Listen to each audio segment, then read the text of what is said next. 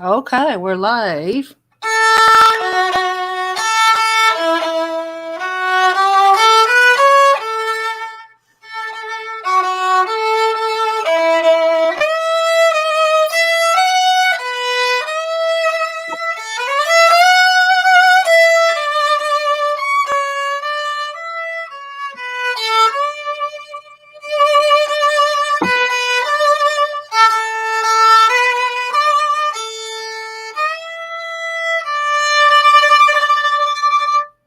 Welcome, Fred. How are you, young girl? I'm doing, man. I'm doing. I'm doing good, brother. Let's welcome Fred the Felon, aka Fred Ramey. So, wow, Sorry, I I'm haven't all seen over you. the place. I haven't gotten a lot of sleep lately. Oh yeah, you're tired? Did you had a coffee Oh today? yeah, there's just been so much going on. Yeah. Lots of good news on the Oh yeah, that's on the good. horizon. That's great. That's great. So I wanted to always like when I've been chatting with the young guys in groups or chatting with a friend in general, just to make sure I don't go crazy at home by myself. Right? When I see you and I feel like I'm with you.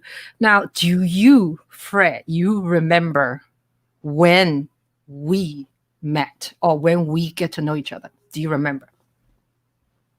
I Yes. do. Tell me. It was a long walk on the beach. Walk in the beach. Dream you. That bonfire was amazing. Nice try. Nice Just try. kidding. Yeah. Just kidding. Yeah. So, for those of you that don't know, Yeah. me and Ching Juhl here has. I came down to. We did a few things. So I came down to the Columbus Circle in the middle of November 4th. New York. Yeah. And then I put the truck in front of the Trump Hotel. Yeah. Remember that? Yeah. Yeah. And then then you met me up in upstate New York, and then we remember we went into that shipping place. Right. Yeah. Yeah. And then you had your assistant with you. No. Oh, assistant. Yeah. That's Ethan, my filmmaker. Ethan. Oh, okay. So I very good. You got it right mostly, but not 100%. So I look back. I went back to my Facebook, like our chats. All the way back September 4th. I said, "Hi, Fred. Thank you for being my friend on Facebook. I must have Facebooked you," and you answered me. And you know what you said? You said, "Yen 2020. Anyone with a yen selfie or yen 2020 gets a friend request from me." Laughing out loud. Yeah. So anyway, and then later on, I think we had a lengthy talk on the phone, on the telephone, chatting. Yeah. And then you say I say, "When are you coming to New York?" You say, "Oh, I don't come to Manhattan. I don't like come to Manhattan." And then all of a sudden, like 3 days before November 3rd, you called. You said, "I'm coming to Wilson, New York." Whoops. I'm not supposed to tell the location. But anyway, it's okay. Yeah, no, that's fun. Yeah. So me and Ethan came to meet you on November 3rd in a diner, and the rest of the history. And we broke so many rules that day, right? You snuck us in. Yeah, we did. We did, actually. Yeah. And then I interviewed you, and then what's that? And then you yenned that that adore person so well. Everything's on the video. I made a video of you yenning that girl when you exit the warehouse. Oh yeah, we're yanging, you know? Yeah. Like, it's just the easy Yeah. it's the easy thing to do. Yeah. It's like, hey, do you have a brain? Okay. Yeah. Hey, do you think $1,000 a month would help you? Uh-huh. Hey, do you think ranked choice voting would help you? Yeah. Right? Yeah. All right. Here's the guy Andrew Yang. you know, or Yeah. what's important to you, you know, like Uh-huh. it's always good to try to find out what's important to people. But it's Right. Andrew Yang's policy positions are so much better laid out than anybody else. Right. And and the next time I saw you, I believe it's New Year's Day at Nashua, New Oh Hampshire. yeah, we were at I was the like, New Year's party. we were at the party at listening to Andrew Yang's town hall. I was like I had set all my camera in the front, and then a bunch of people, they're so rude. They're just stepping on my camera, and then one of you is you. I'm just kidding. And I was like, that person looks like Fred's brother. And then I get closer to you. That was you. Oh my God. And then we went for lunch with a bunch of young guys, remember? Oh yeah. Yeah. There was Christina from DC, and then Nick. And then Sarah. What? Sarah, the Connecticut young gun. Yeah, Connecticut. I was going to mention them. Yeah. So there And was Rash. Sarah with the Connecticut young gang. Rish and sat next to you, I believe. Rish is a Connecticut young gun, an Indian gentleman. Yeah. And there's another somebody I forgot. But anyway, yeah, it was fun. Yeah. And thank you, Sarah, for treating us. Sarah loves to treating people, you know. She's the mommy youngin. So anyway, then I think, okay, I could be wrong, is I saw you in Iowa. We were protesting at the Andrew Yang's, Andrew Yang didn't get into debate that one. I was so angry. Literally. So this is something that I wanted to talk about because. Yeah, please. So a lot of people think I'm a little bit, like unhinged or kind of a loose cannon, right? Because I'm pretty self-aware of, what's going on around me. So I know how people perceive me. Yeah. I'll just say that a lot of the antics that you've seen have been very scripted and thought out because I felt like we needed, like, our whole thing was to try to get attention. So in 2024, you'll see a lot more of a measured Fred. As a matter of fact, I was considering like stopping and changing my name and my branding from Fred the Felon to something else, right? Because felon is such a controversial word that I felt like we needed that. And I would say there were about 6 times right around the debates.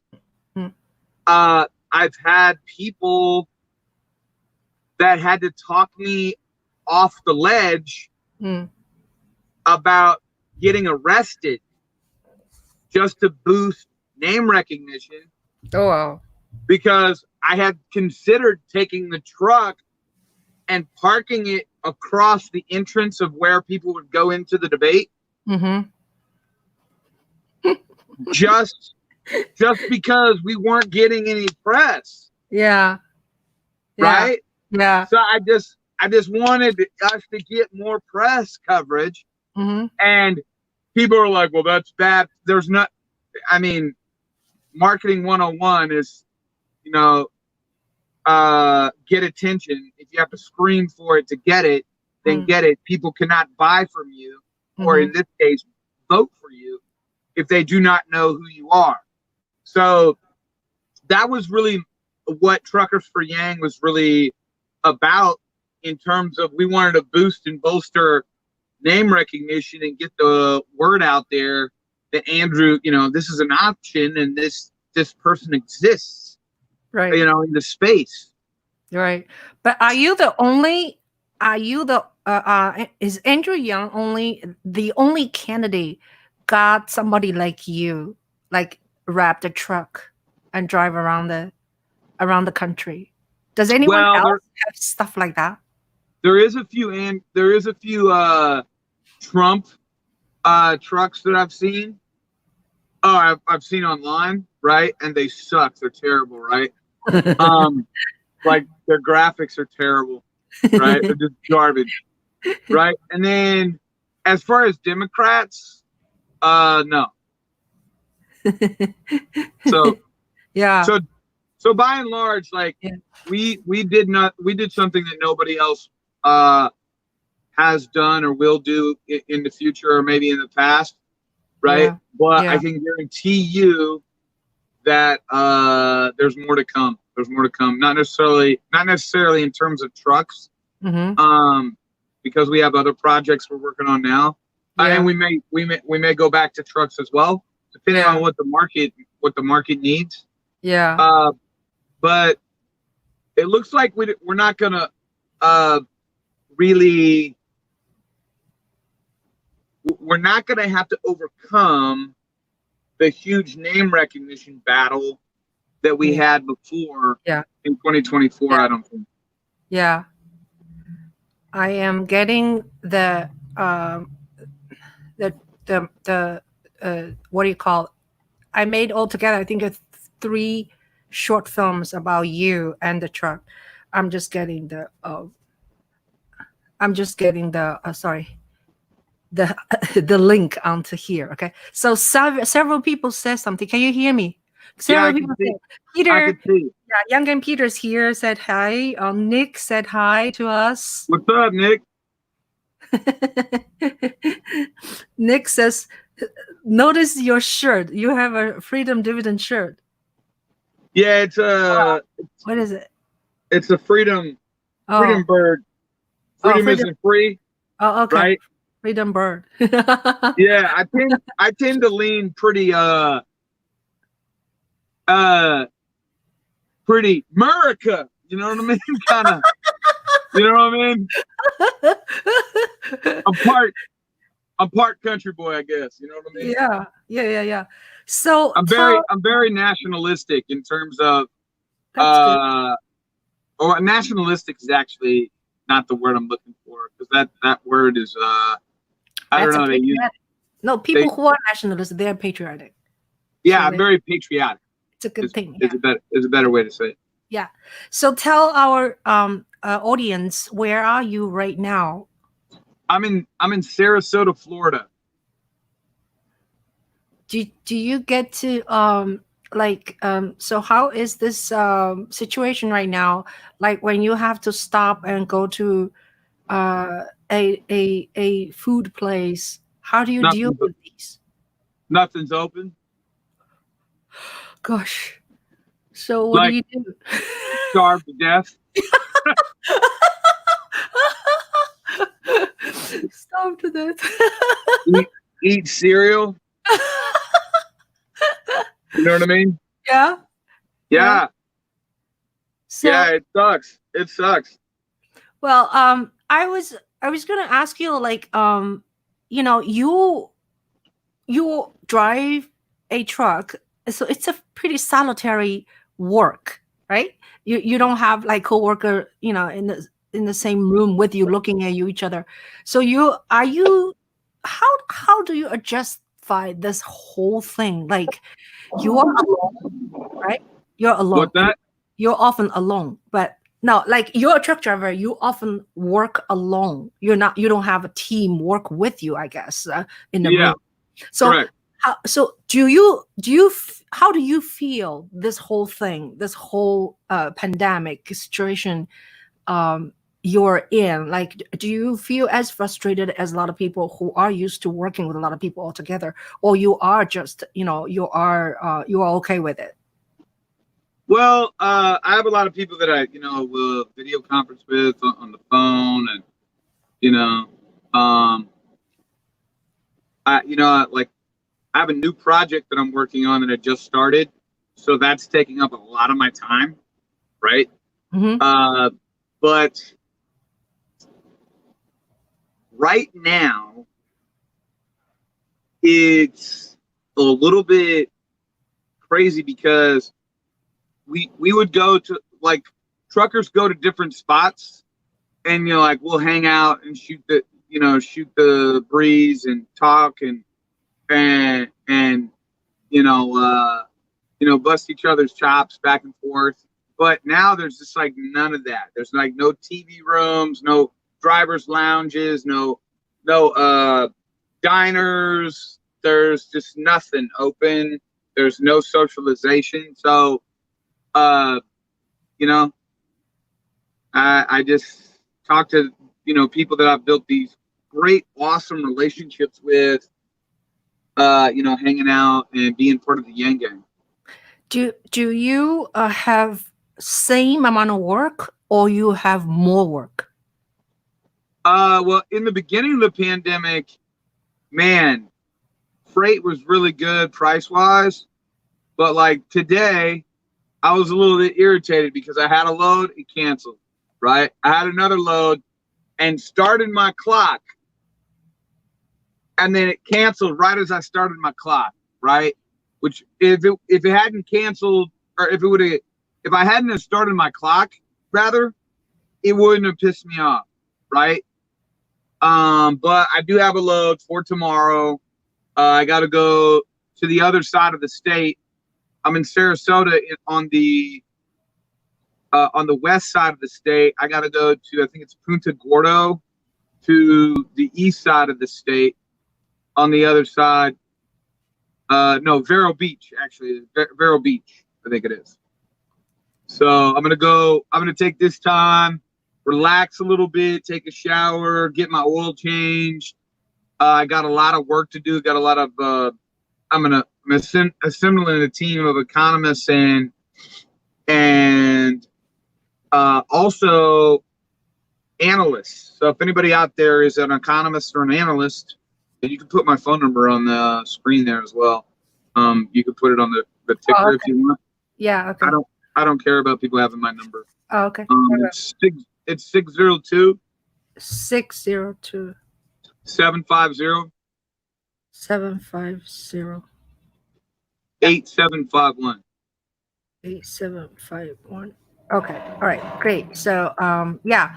Now, I have a question for you before you tell us your new project. Okay. I would love to hear your new project.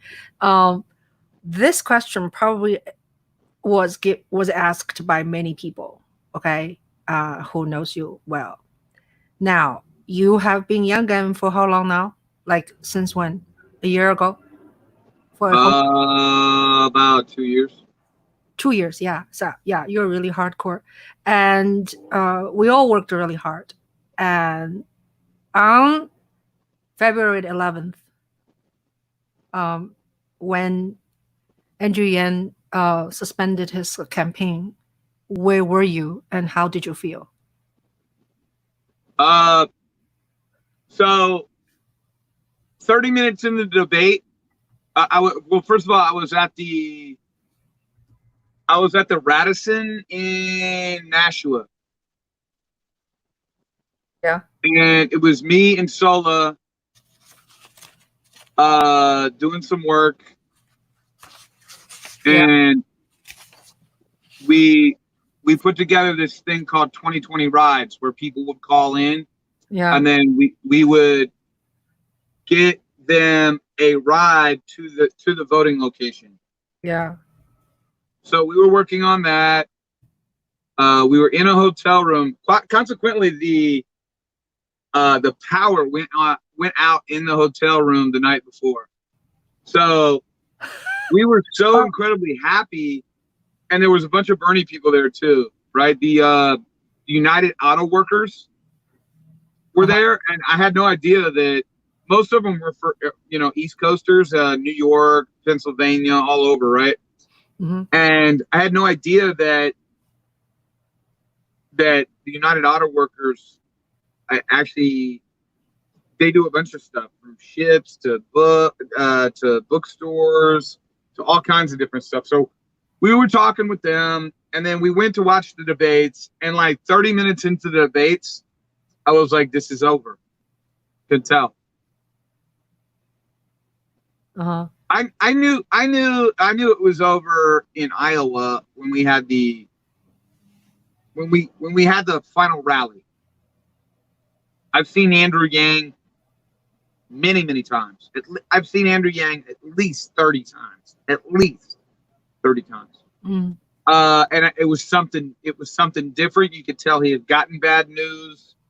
you could tell he wears his heart on his sleeve, and many people don't really know how to read people, but that's something that I am a master at, just because I spent time in prison. I was raised in a children's home, so you kind of have to know what people are thinking and feeling for your survival.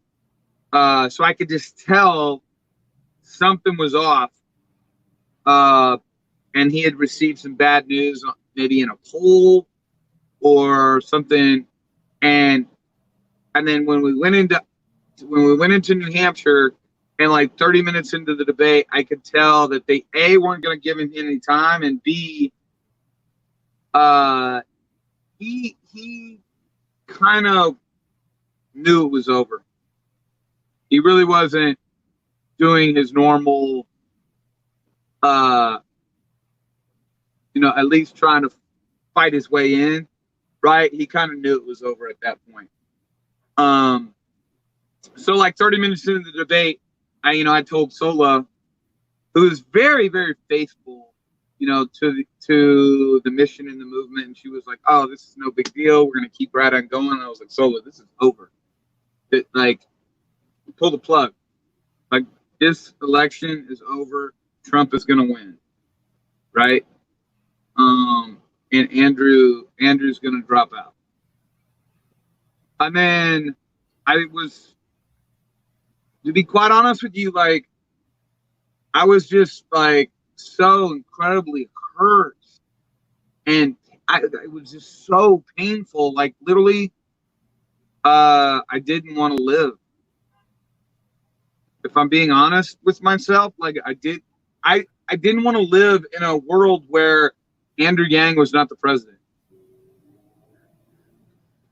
I can imagine. And I felt like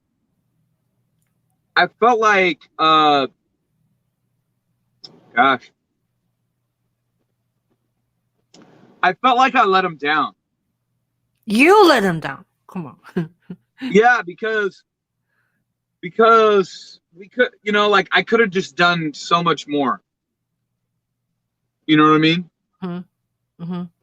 And maybe I didn't lead well enough. I took it so hard, and I took it so personal. And Sola was very instrumental in trying to talk me off the ledge. She was like, "You're so invested in the end result, and you take it so personally because you get so obsessed that, like, right now I'm obsessed. I haven't slept very much in the last 3 or 4 days because I have a new idea and a new project that I feel like will move the needle." For the first month and a half, 2 months, I didn't really know where my place is and like how I could move the needle going forward. And I was just kind of waiting on Andrew and what would be the next portion of the movement. And I was so incredibly bitter and angry at the fact that we did, I was just hurt and angry, and bitter. I was so bitter. There's a lot I wish I could talk about and say, but I just can't say it. You know what I mean? Mm-hmm. Right. So I don't know.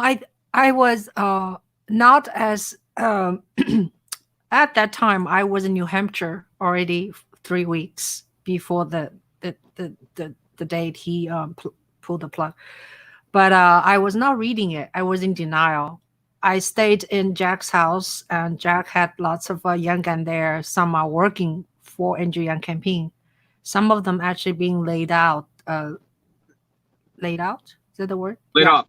It laid off already a few days before the New Hampshire primary. So I still didn't get it, or I still didn't want to get it.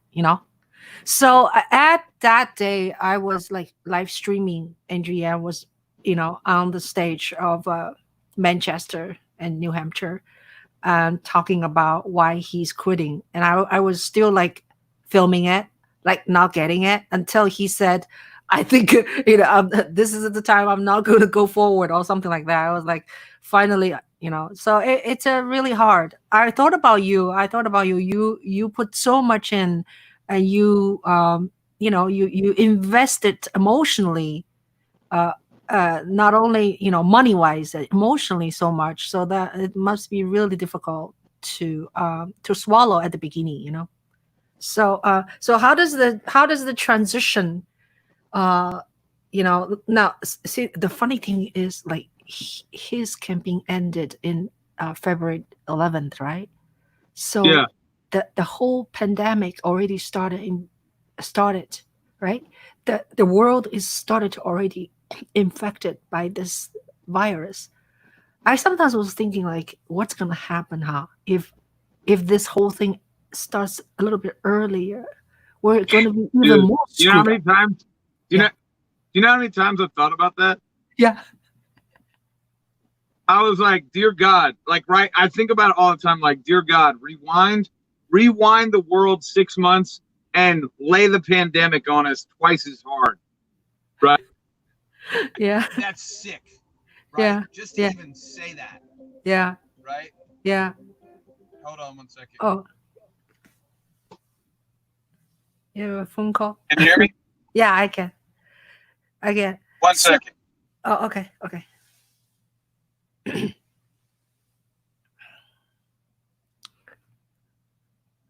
Let me. I can't. I'm having a hard time. Somebody called me and it interrupted. I'm gonna leave and You, come back real quick. no, you can. Well, you're fine. I can see you. I know, but I can't. I can't hardly hear you. One second. Oh, you cannot hear me? Oh, okay. So you can get out and come in. Okay. One So, second. okay. Thank you, DJELF7. Fred, we got this in 2024. We're all going to be ready. I'm going to put your statement there. Hi, Trumper for Yen. We're all going to ready to strike. We were all caught off guard. I know I wasn't ready to back some random man running for president. Preparation. We win. Yes, we need to be prepared. Oh, here we go. I just put some statement of young guy who's watching us. Trumper for Yan. It's my buddy. Yeah, I Do you like know him. him? Oh, Do you know him? yeah, he's a good. He's a good guy. Yeah, he made a statement. Do you see that? Can you see on the screen what he said? Can you? Oh yeah. We got this in 2024, right? Uh-huh. Yeah, I see that. Yeah. So yeah, and he said something else. He said, like, he made 3 statements. He said, I'm investigating that occurred during the Tulsi campaign. During the presidential campaign, they suddenly switched the phone bank system and shut off access to phone number. So now, so Deep, are you okay now? How long does it take you to sort of get over with it? Are you over? And I don't like now that I've got another mission, right? yeah, But I can tell you, like, the first month, like, there's just a lot of like see, one of the things I love about being like, I'm an addict in recovery with 14 years clean, so I know that feelings aren't facts, yeah, and that I've done this so many times. I've been like, what I'm feeling, it may be a month, it may be a day, it may be a week, it may be 3 years, right? mm, But what I'm feeling will pass. It will subside, mm, right? The right, pain of charging uphill will subside when you're charging uphill like we did. that will subside eventually. And then the pain, if there is the not, the desired result does not happen, that pain will eventually subside. Mm-hmm. What will stay with me forever, however, is doing nothing. I'll never be able to live that down. You know what I mean? Yeah. That will always stay with me if I do nothing. So it was a dark place. Like, if I'm just, I'm very honest with like who I am, what I'm about, what I'm thinking, what I'm feeling, and, there were some times where I thought about, I thought like, I don't want to live in the world that's going to be constructed with the current system in place. Mm-hmm. And I don't want to live in a world where not necessarily Andrew Yang, but Andrew Yang's policies, but also Andrew Yang. Like Andrew Yang is, man, I'm really a hard guy to make proud. I'll be honest with you, right? Like I'm really hard on people. Partially because, I coach addicts and felons, right? So like you have to be hard on people to be a coach like that, right? Mm-hmm. And so I'm very demanding and I expect a lot from people. So it's very, I'm very difficult sometimes to work with and very difficult to please, right? Mm-hmm. So when I say like I'm proud of somebody, it's not like that's not something that the kind of stuff that I just throw out accolades very easily. Mm. And I can legitimately say I am proud of Andrew Yang's leadership, because one of the things that I struggled with within the campaign mm-hmm. and watching the campaign mm-hmm. is there was the pitch and the stump speech and the events getting Andrew Yang to where he needs to be. Mm-hmm. And then there was the operation side. Well, the operation side can't be ran by Andrew Yang mm-hmm. because Andrew's too busy working the events and getting his name out there, going on news outlets, going to churches and civic organizations, and doing his stump speeches and events and fundraisers, and it's just nonstop, like 5 events a day, nonstop, boom, boom, boom, boom, boom, right? Right. So I was really frustrated with the operations side, mm-hmm. and my frustration was really with people's lack of ability to lead, teach, and inspire on the operations side, right? Now with Andrew Yang on the operations side of this nonprofit, I am like, the stuff he put forward, he is his way forward that he's putting together now. All he's literally doing is just doing the work, right? He's not involved in the he said, she said of media and did I get as much press coverage as Amy Klobuchar or Cory Booker or this person or that person? He's not involved in having a stump speech and making his case, because the case doesn't have to be made anymore. Like it's so incredibly evident that universal basic income is going to be a necessity that only an idiot wouldn't recognize that we need to have a floor at some point. Mm-hmm. So tell us if people out there do not know what is Humanity Forward, Andrew Yang's new organization. How do you summarize by one sentence Humanity Forward? I don't know the ins and outs of that organization enough to speak very detailed on it. But I do know that they are providing direct cash payments to people in need, and they're serving the public in a way that the government either won't do or hasn't done in the past. So you can go to their website, and then of course Truckers for Yang. We're still operational, but we're going to be moving into a new venture. So what about, sorry about interruption.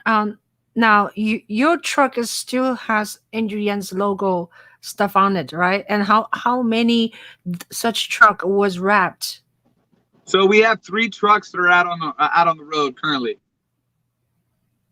Wow. So we have three trucks that are out on the road currently, and I'm driving one constantly.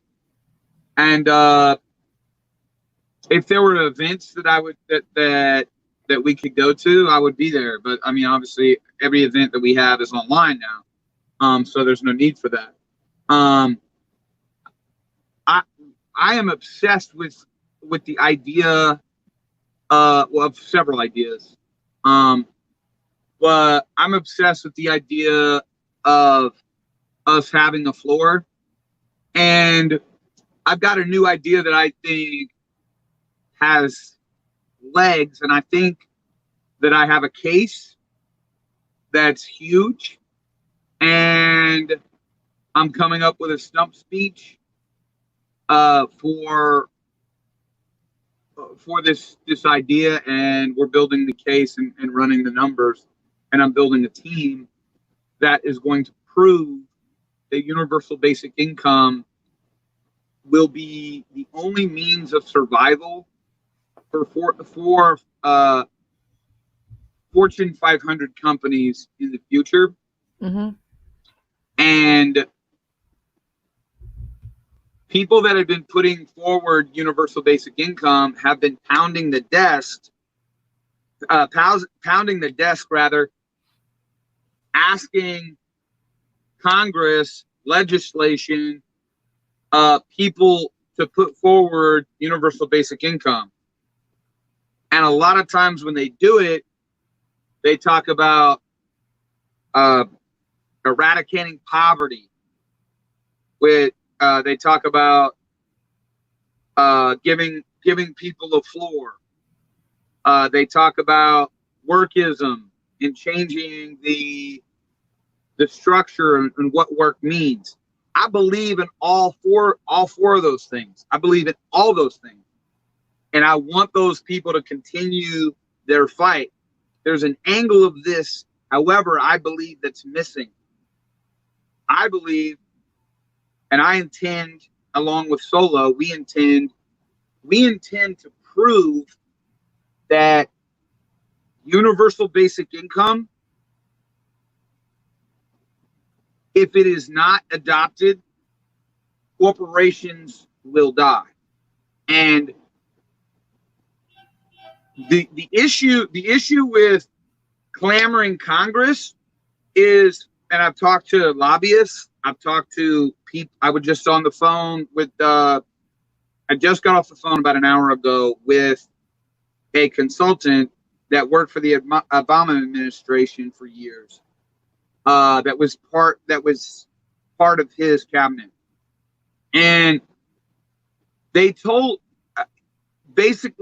they confirmed what I already knew, that basically when a Congress member goes to a committee meeting or is approached with an idea, and Andrew's talked about it, not a lot, but he has said that raising money is soul crushing, right? So when they're in a committee meeting for a bill, they've got to go take a smoke break or go out to their car and make a phone call to a lobbyist because they have to cater to the wealthy and well-connected. What I believe we can make a case for is we can make a case to corporations that they will be better off with universal basic income. And I'm making a case that we paint it as the American Consumer Fund, that we don't have the buying power that we need to purchase your product. Actually, we're going to, instead of getting angry that they're automating, we're going to ask them to automate at a higher rate. We're going to ask them to lower their prices and push out more units. And then we're going to also ask them to lobby for UBI. And we're going to make the case that without UBI, they will go extinct. Make sense? Mm-hmm. Yeah. So here's the thing. We're not going to talk about poor people because it's already evident. Congress, everybody goes to Congress with the intent of serving the people. Except when they win, the second they win, they realize you have 2 years to raise $500,000 or you're out of your seat. Mm-hmm. So they have to cater to the wealthy and well-connected. Mm-hmm. So it is literally impossible for them, because they spend 70% of their time Mm-hmm. catering to the wealthy and well-connected. It's literally impossible for them to cater to their constituents. Mm-hmm. So rather than saying that the poor are not going to have what they need, we're going to go and say that the middle class and the upper middle class, particularly the upper middle class, the people basically in your tribe, right? Mm-hmm. The people that your families, people that you care about, aren't going to have the products, or are not going to have the money that they need to purchase your product. I've even thought about getting a protester group to protest corporations, not with hate, not like, hey, we hate you, we hate this, we hate that, you're doing this, you're doing that. No, protest them with love. Literally, we love your product. Mm-hmm. We want to buy more of it. We just don't have the money to buy. Mm-hmm. And we believe that this is a good way to make our case. And it comes at it. So if we have people pushing from the bottom, saying that universal basic income is what we need because we're poor and we don't, children don't have the basic needs that, to be able to go to school even. Mm-hmm. And then we have people pushing from the top saying that the middle class and the upper middle class and corporations will die, literally, and the stock market will go below 10,000. And there will literally be blood in the streets. Not necessarily blood in the streets in terms of, that's just a saying that the economists use for when stocks just completely flatline and go in the tank. And here's the thing, here's the kicker. This message really works for, like, when I talk to economists, analysts, business people, they are like, oh my God, I'm overwhelmed with how much this makes sense and how much this rebranding or reframing this argument makes sense. Whereas when I talk with like politicians or media people, they don't get it, right? Because with media people, there's not a sensationalism. That's why I need to build the case. I need to show people that on the horizon is all out breakdown of our society. if and we're doing that now. So we're going to be writing a report. I got a list of people I have to contact, and this is going to be groundbreaking work. That's great. So, you've been Yangon for a long time, and I never really get too close to Andrew Yang other than shaking his hands or giving him a five. So I want to know a little bit about you've seen him so many times. What is it like when you are drinking coffee or tea? What is it like, Andrew Yang? You know what I like about him? He's Yeah. just like a regular dude. No, like a lot of times, like, because, and one of the things I don't really get is, to me, like, everybody's the same, right? So like there's no cool kids, right? So whether it would be a homeless person, or if it would be Donald Trump or Obama or Andrew Yang or LeBron James, I'd be like, hey, how's it going, man? Right? Like, everybody's the same to me, right? And so I don't understand the positioning, right, of kind of like hero worship, right? And I don't, with Andrew Yang, I don't have to, right? Because literally he's just a regular guy. He's just a regular guy. And he's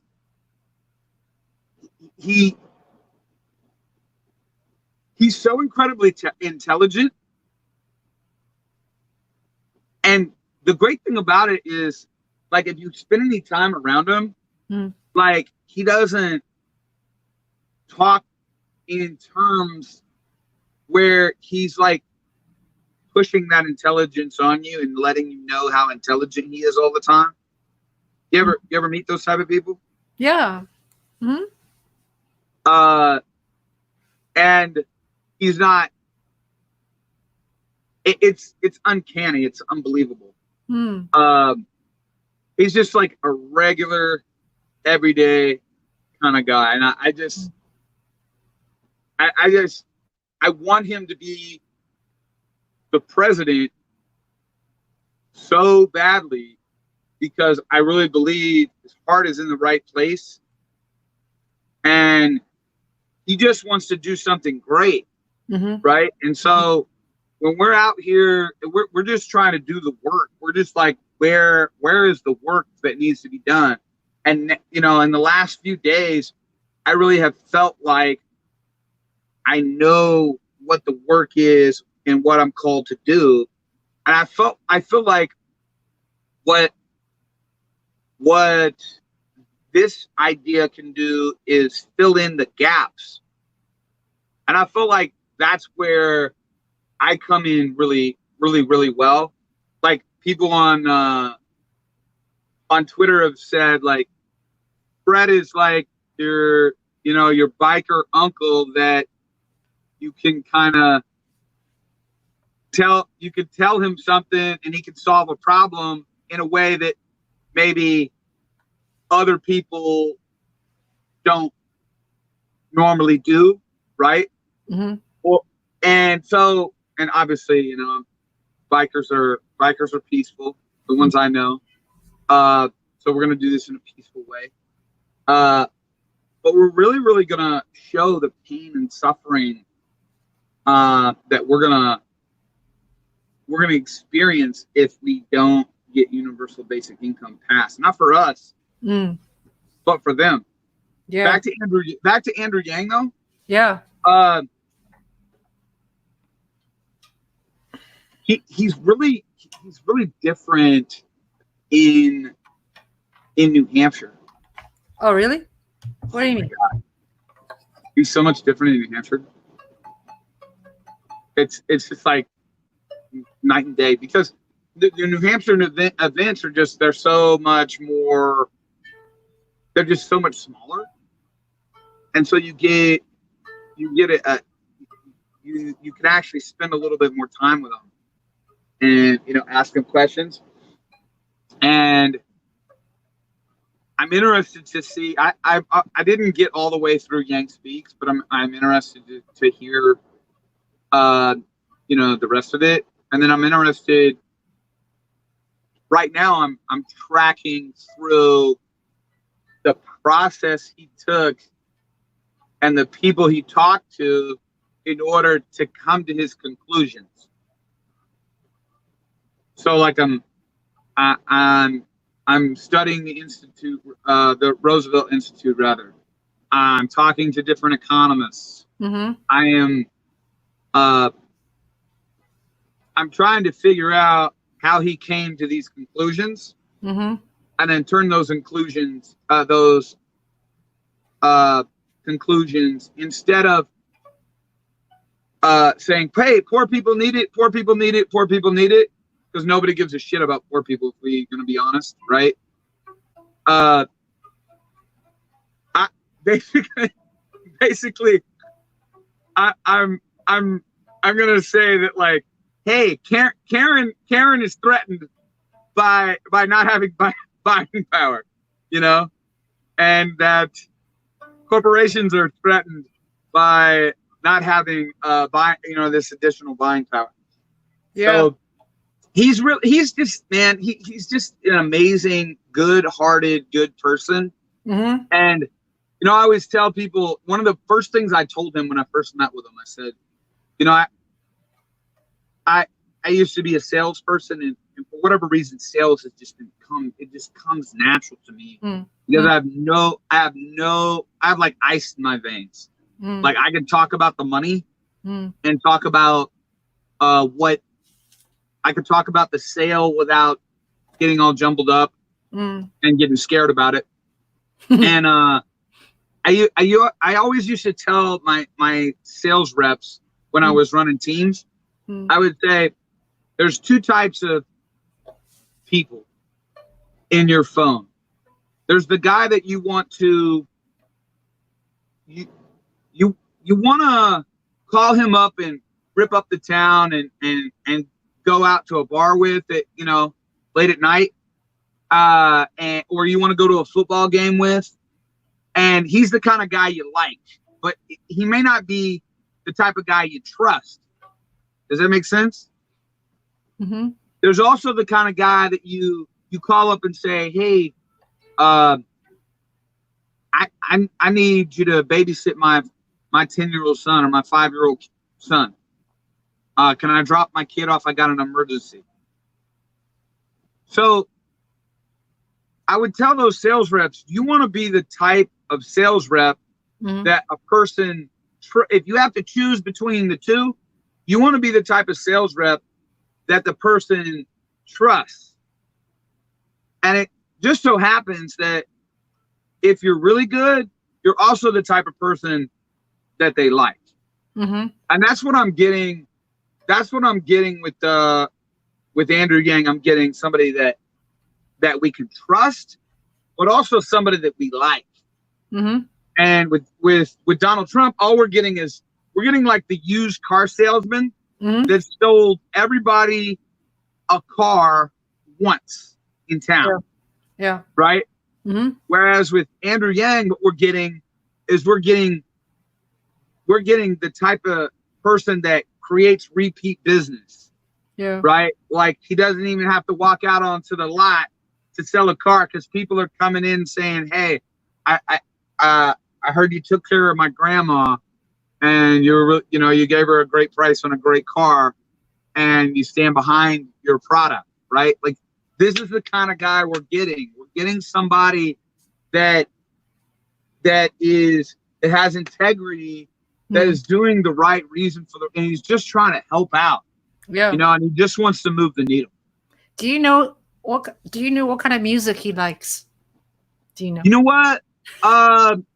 As we've talked, so we're about the same age. Yeah. So he grew up on like alternative punk, right? Alternative, and as punk was coming out, stuff like The Cure.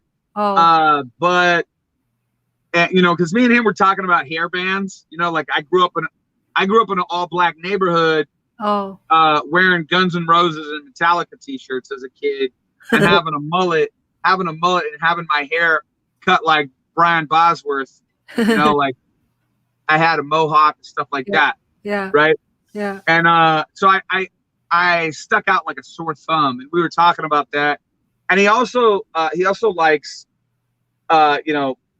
old school hip hop, like hip hop of that era, like, East Coast hip hop. So, we talked about that a little when we were talking. What do you like? But he's pretty diverse in his music. He likes all kinds of stuff too. Do you like Beatles?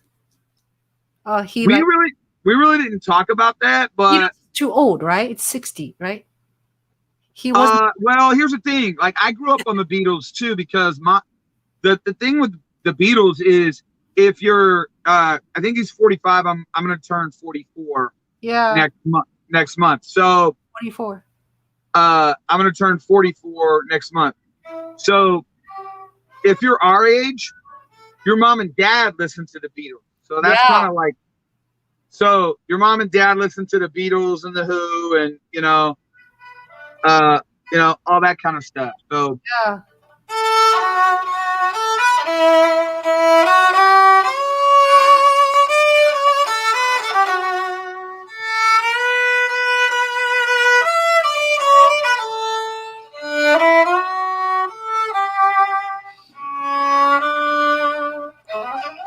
Okay, so anyway, I have a little game. I didn't tell you I was going to do it with you. It's called Rapid Fire. Do you know? Yeah. Okay, so we're almost done. We're 4 more minutes left. So can we play? Yeah, we can take as much time as you need to. Don't worry. Okay. So Rapid Fire is basically, I ask a question and you're supposed to answer really quickly, right? Okay. So are you ready? Mm-hmm. What do you do for fun? Man, drive a truck. That's no fun. I know. I don't do anything for fun. Yeah. Barbecue. That's what I do. Great. When I'm home. Yeah. So what is your favorite radio station? I like country music. Country music. That's great.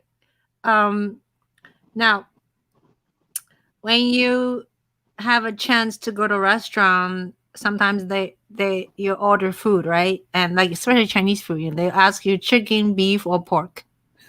I like chicken. Okay. I know you're in Arizona. So do you guys eat, like, in New York we have bagel. So between bagel and bread, which one you choose? Bagel. Hey, bagel. Yay. So in Chinese restaurant, sometimes they say spicy, medium spicy, or no spicy. Medium spicy. Awesome. Great. So I have another question. So what did you do when you were in prison? Like, what did you do wrong? So I was part of a stolen car ring, right? And so this was like more than 20 years ago. I would go to the airport and get cars, and then just drive off. I'd already have the keys to them, and I'd just drive off, and then I would take them to another place and drop them off. Oh. And that's how I made my living. Oh my God. I wonder, because when I was renting a car, when I finish, I drop it there, right? The car leaves it. Is that the rental car place? You can just go into the car and take the car?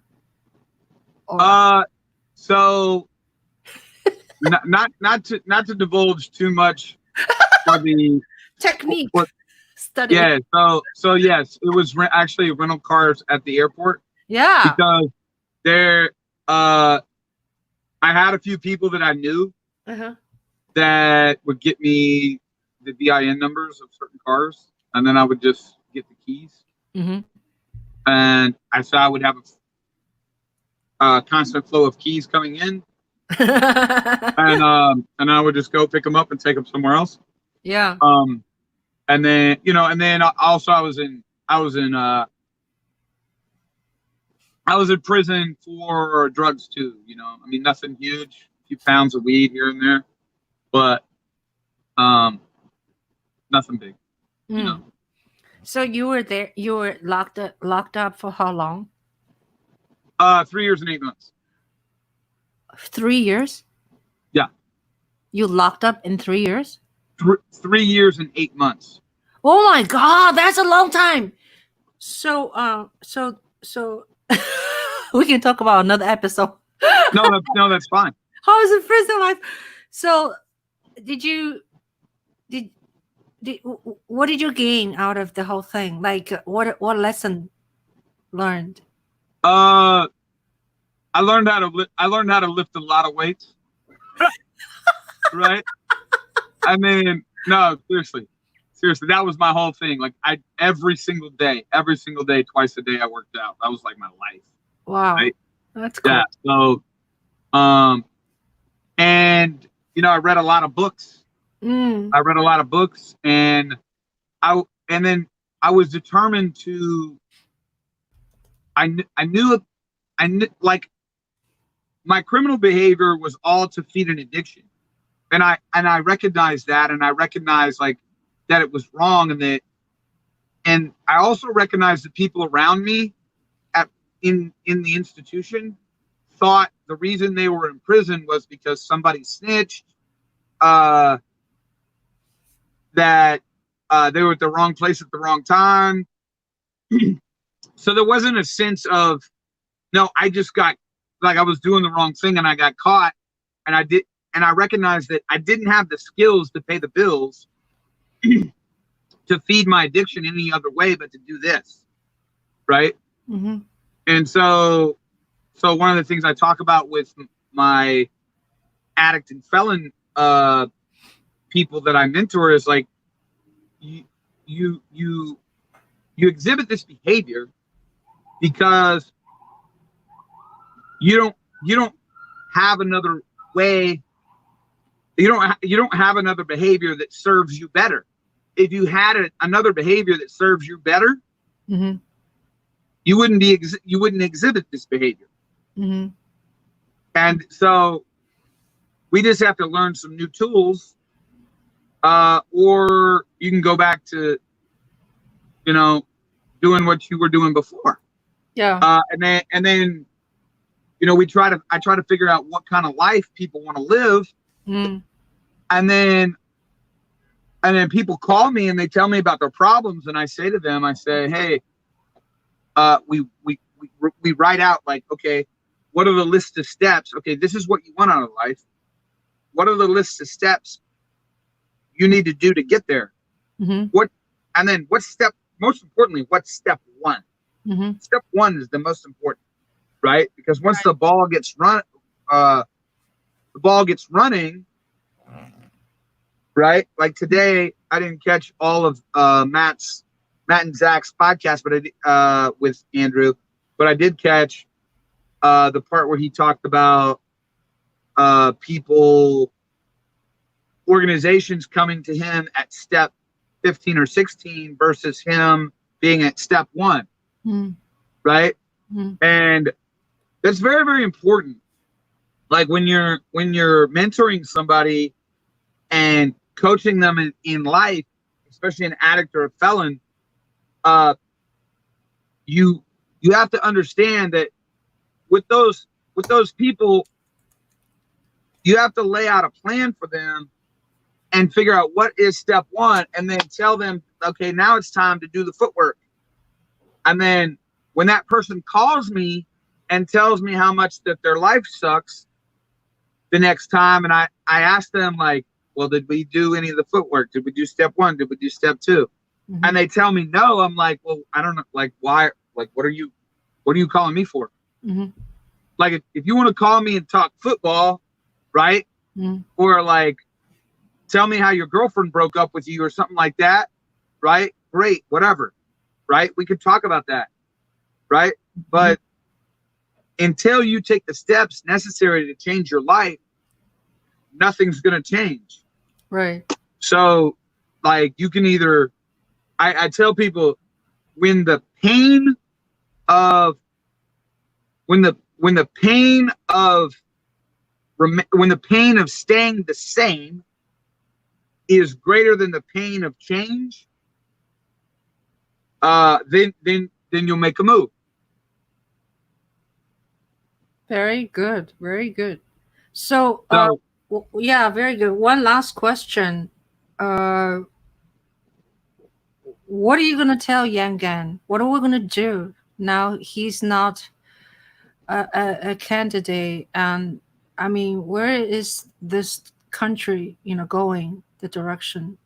And the November is coming. Do you have any suggestions? Yeah, I suggest you. I suggest that every American invest in some form of the Second Amendment, right? But I also, before you do that though, make sure that you look at the First Amendment, and part of the First Amendment is the right to assemble. Now we can't assemble now, right? So we need to organize, right? We need to organize, we need to advocate, and we need to mobilize, right? So those are the things that we need to do, right? But particularly to the Second Amendment, I don't know if by 2023 we're not going to be eating out of canned goods, right? So I don't have a rosy, and I'm just being upfront and honest with you. I think that people need to prepare and I know I'm selling fear, right? But I'm the type of person that I want you to defend your home, and like if you have food, great. But if you don't have a way to defend it, you don't own it if you can't defend it, right? So that's one thing. And I really believe in my heart that if we don't change our ways, we are headed to a total economic collapse, and we're gonna see riots, we're gonna see famine, we're gonna see. I don't have a rosy picture of the next 4 years. Yeah. I don't. So, and I know that this is ending on a sad note, and it sucks. Right? But the reality is, like, the one thing that I heard Andrew say in his podcast, because I didn't get all the way through it because I had a call with a consultant. But I heard him say, anyone who thinks the COVID-19 is like that they can find like a silver lining, or like the one good thing is like misinformed and stupid, right? Excuse me. And I tend to agree with him, right? Like, there is no silver lining in this situation, and we're headed like we're gonna see like we might have a 10-week lockdown that may last 10 years of trying to get back out of that hole that was created. Like, there's a lot of these jobs, they're not coming back. They're not. And so I like, get your can openers ready. Yeah. Like, there's gonna be a lot of people. There's gonna be a lot of people that were almost living in tents, right? There's gonna be a lot of people that are gonna be living in tents in the next over the next year. And that's just reality. We have an audience. We need to go very, very soon. You'll have an audience ask you, like, are you voting for Trump? I am not voting for Trump, no. Okay. I didn't vote for Trump last time, but I was a Trump supporter after he was because I was really impressed by his acceptance speech. I didn't vote last time, and I paid a ton of money to be able to vote. And I'm not voting for Trump, and I'm really, really trying to choke down Biden, right? I'm trying to choke it down, right? And I may not vote at all. Oh yeah. Oh. Yeah, but I also don't think Trump. I can point to a lot of things Trump has done that has been good, like the particularly for my addict and felon friends, right? The First Step Act, the Second Step Act, phenomenal, right? And there's a lot of things I can point to that he has done good. I'm not one of those people that is just upset and angry at Trump all the time for every little mistake he makes. And God he has made a ton lately. He has made himself look like a freaking idiot. Yeah, it's always like that. He's always done that. He's always made himself look like an idiot. As soon as he opens his mouth. He's good at that. Right? Yeah. As soon as he opens his mouth.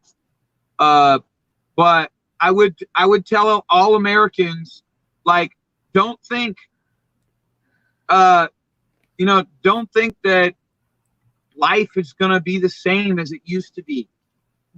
Like, America's gonna change. And we don't, like, we need to right the ship. But the one population that I think is going to be okay is Yang Gang, because Yang Gang are like prophets. We can see the future based off of the information that we have. Right. Thank you so much, Fred.